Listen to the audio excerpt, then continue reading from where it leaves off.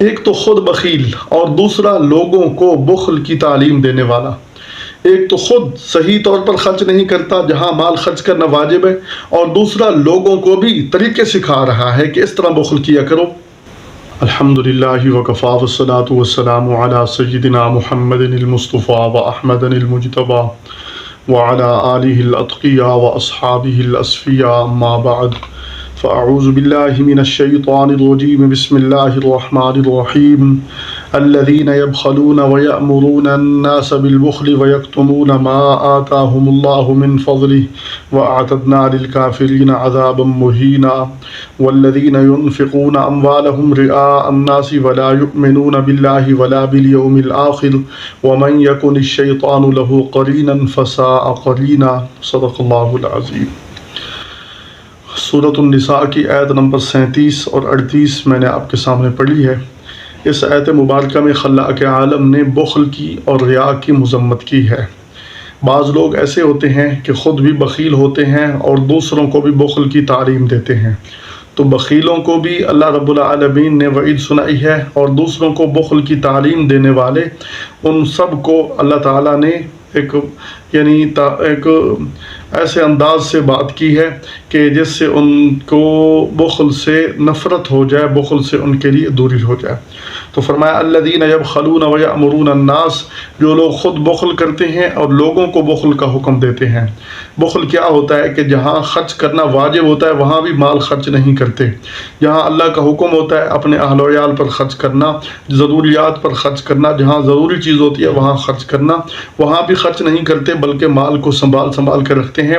وَيَأْمُرُونَ النَّاسَ بِالْبُخْلِ، اور لوگوں کو بھی بخل کی تعلیم دیتے ہیں، سکھاتے رہتے ہیں۔ بھئی آپ اگر خرچ کر دو گے تو آپ کی اولاد کہاں سے کھائے گی؟ آپ اگر خرچ کرو گے تو آپ کے اخراجات کہاں سے پورے ہوں گے؟ آپ اگر فضول کاموں میں اڑاتے رہو گے، فضول کاموں سے مراد بھی ضروری کام وہ سمجھتے ہیں کہ ضروری کاموں میں کو بھی وہ فضول کاموں کو بھی ضروری کاموں کو بھی وہ فضول سمجھ کر لوگوں کو کہتے ہیں کہ تم یہاں مال ضرور خرچ کرو گے تو ایسا نقصان ہو جائے گا، آپ کے اولاد کے لیے کیا بنے گا؟ تو لوگوں کو بھی خود بخل اور دوسروں کو بھی بخیل بنانے کی کوشش کرتے رہتے ہیں۔ فرمایا وَيَكْتُمُونَ مَا آتَاهُمُ اللَّهُ مِنْ فَضْلِهِ، اور جو کچھ اللہ نے دیا ان کو اپنے فضل سے چھپاتے ہیں۔ یہ بخل دراصل اللہ تعالیٰ کے احکام سے روگردانی کا نتیجہ ہے۔ جیسے کہ پچھلی آیت میں ہم پڑھ چکے ہیں کہ 10 طبقات کے حقوق، اللہ تعالیٰ کا حق عبادت، اور اسی طرح والدین کے ساتھ احسان، رشتہ داروں کے ساتھ، مساکین محتاج کے ساتھ، اسی طرح فرمایا پڑوسیوں کے ساتھ، صاحب بالجنب پہلو میں بیٹھنے والے کے ساتھ، اسی طرح وابن السبیل مسافر کے ساتھ، ان سب کے ساتھ احسان اور بھلائی کا حکم دیا گیا ہے۔ تو اللہ نے فرمایا جو ان کے ساتھ احسان اور بھلائی نہیں کرتا وہ متکبر ہے، اور تکبر کی وجہ سے بخل اور ریا پیدا ہوتا ہے۔ تکبر کہ میرے پاس یہ چیز ہے، یہ دوسرے کے پاس کیوں ہو، میرے پاس ہونی چاہیے، یہ تکبر ہے۔ اور پھر ریا، اگر کہیں خرچ کریں گے بھی تو لوگوں کو دکھلانے کے لیے، اس لیے قرآن حکیم نے اس کی مذمت کی ہے۔ اور بخل یہ اللہ تعالیٰ کو پسند نہیں ہے، مبغوض ہے اللہ کے نزدیک۔ جناب رسول اللہ صلی اللہ علیہ وسلم نے ارشاد فرمایا لا يدخل الجنت خب، جنت میں داخل نہیں ہوگا دھوکے باز، ولا منان، اور خرچ کر کے احسان جتلانے والا، ولا بخیل، اور بخل کرنے والا یہ جنت میں داخل نہیں ہوں گے۔ اسی طرح حدیث پاک کے اندر فرمایا ای داء ادوأ من البخل، یعنی سب سے بری مرض وہ بخل ہے، بخل کو سب سے بری مرض فرمایا گیا ہے۔ تو اس لیے فرمایا کہ یہ بخل بہت بری چیز ہے۔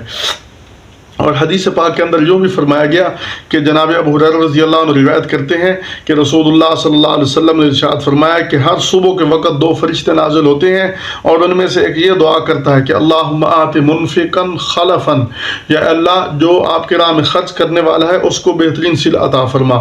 ویقول الآخر، اور دوسرا کہتا ہے اللہم آت ممسکا، اے اللہ بخیل کو تباہی سے ہمکنار فرما، جو بخل کر رہا ہے، مال روک رہا ہے، تو اس کے لیے مال کی ہلاکت اس کے لیے لکھ دے۔ تو گویا کہ یہ فرشتے اس کے لیے بد دعا کرتے ہیں۔ اسی طرح حدیث پاک کے اندر سیدہ اسماء بنت ابی بکر رضی اللہ عنہما وہ روایت کرتی ہیں کہ آپ صلی اللہ علیہ وسلم نے ارشاد فرمایا اے اسماء خیر کے رستہ میں خرچ کیا کر اور گن کر نہ دے، ورنہ اللہ تعالیٰ بھی تمہارے حق میں گننا شروع کر دے گا، اور ذرا انفاق سے بچنے کے لیے بہت زیادہ حفاظت نہ برتو، انفاق سے بچنے کے لیے بہت زیادہ حفاظت نہ برتو، اللہ تعالیٰ بھی حفاظت کرنا شروع کر دے گا، اور کم از کم جو تجھ سے ہو سکے اس کے دینے سے دریغ نہ کرو۔ یا آپ صلی اللہ علیہ وسلم ان کو وصیت فرما رہے ہیں، حکم فرما رہے ہیں۔ اور اس طرح حدیث پاک کے اندر آپ صلی اللہ علیہ وسلم نے ارشاد فرمایا السخی قریب من اللہ و قریب من الجنت قریب من الناس، فرمایا جو سخی ہے وہ اللہ کے قریب ہے، جنت کے قریب ہے، لوگوں کے قریب ہے۔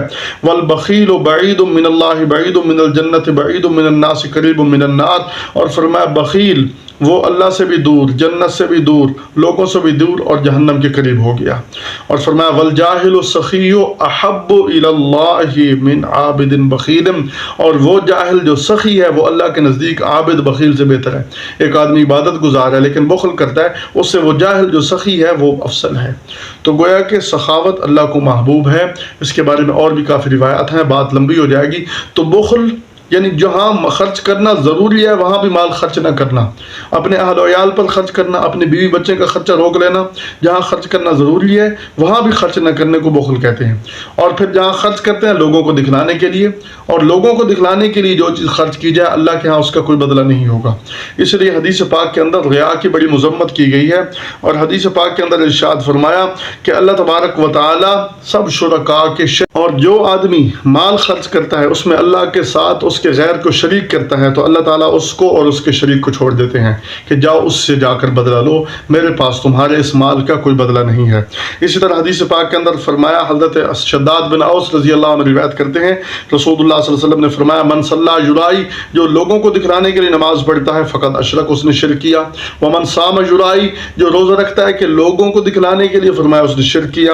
اسی طرح ومن تصدق یرائی، جو صدقہ کرتا ہے لوگوں کو دکھلانے کے لیے، اس نے شرک کیا۔ اسی طرح حدیث پاک کے آپ صلی اللہ علیہ وسلم نے ارشاد فرمایا ان اخوف ما اخاف علیکم الشرک الاصغر، فرمایا سب سے زیادہ خوف میں تم پر شرک اصغر کی کرتا ہوں۔ قالوا یا رسول اللہ صلی اللہ علیہ وسلم وما الشرک الاصغر، صحابہ کرام نے پوچھا یا رسول اللہ شرک اصغر کیا ہے؟ فرمایا الریا، لوگوں کو دکھلانے کے لیے۔ تو جو عمل بھی لوگوں کو دکھلانے کے لیے کیا جائے گا وہ عمل ریا ہوگا، اور قیامت کے دن اس کا کوئی بدلہ اللہ عطا نہیں کرے گے۔ اللہ تعالیٰ اس عمل کو اور اس کے شریک کو چھوڑ دیں گے کہ جاؤ اسی سے جا کر اس کا صلہ لو، تمہیں کتنا صلہ عطا کرتے ہیں، میرے پاس اس کا کوئی صلہ نہیں۔ اس لیے حدیث پاک کے اندر فرمایا گیا انما الاعمال بالنیات، عمل کا مدار نیت پر ہے، جتنا نیت کے اندر اخلاص ہوگا اتنا ہی عمل اللہ کی بارگاہ میں مقبول ہوگا۔ عمل کے سے پہلے انسان کو اپنی نیت کی اصلاح کرنی چاہیے۔ اللہ تعالی ہم سب کو نیت کی اصلاح کرنے کی توفیق عطا فرمائے۔ وما توفیقنا الا باللہ۔